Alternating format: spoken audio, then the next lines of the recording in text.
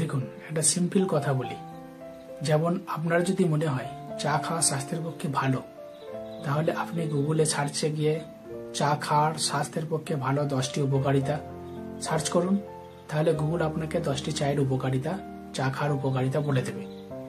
কিন্তু আপনাকে যদি আবার মনে হয় চা খাওয়া স্বাস্থ্যের পক্ষে ক্ষতিকর, তাহলে আপনি গুগলে চা খাওয়ার 10টি ক্ষতিকর কারণ সার্চ করুন। ওই একই গুগল খুব সহজভাবে আপনাকে 10টি ক্ষতিকর কারণ বলে দেবে। ঠিক একই ব্যাপার আপনার ইন্স্যুরেন্স পলিসি করার ব্যাপারে। যদি আপনি ইন্স্যুরেন্স পলিসি করার সময় নেগেটিভ কথাগুলো চিন্তা ভাবনা করেন, যদি ভাবেন এলআইসির পলিসির লং টার্ম কি করে প্রিমিয়াম দেবো, প্রিমিয়াম দিতে পারবো কি না, সব সময়ে প্রিমিয়ামের টাকা থাকবে নাকি কাছে, তারপর গাড়ির কিস্তি আছে, মোবাইলের কিস্তি আছে, এইসব কিস্তি ওভারকাম করে এলআইসির কিস্তি কি করে জোগাড় করব।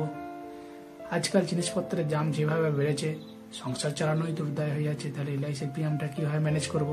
এরকম নেগেটিভ চিন্তা ভাবনা যদি করেন, তাহলে কিন্তু আপনার এলআইসির পলিসি করাটাই হবে না। আবার যদি পজিটিভ ভাবেন যে না, গাড়ির কিস্তি আছে, মোবাইলের কিস্তি আছে, সব রকম কিস্তি যখন ম্যানেজ হয়ে যাচ্ছে, তাহলে এলআইসির কিস্তিটা যা করে ম্যানেজ হয়ে যাবে, একটা এলআইসি করে ফেলি। অল্প অল্প করে জমা দিয়ে একটা এককালীন থোক টাকা পাবো এলআইসিতে, তাহলে অল্প অল্প করে জমা করি কিছু টাকা। এলআইসি করলে নিজের জীবনের একটা বিমাও থাকবে, যা নিজের ফ্যামিলির উপকারে লাগবে। এরকম পজিটিভ চিন্তা ভাবনা করেন, তাহলে কিন্তু আপনার এলআইসির পলিসিটা করা হয়ে যাবে।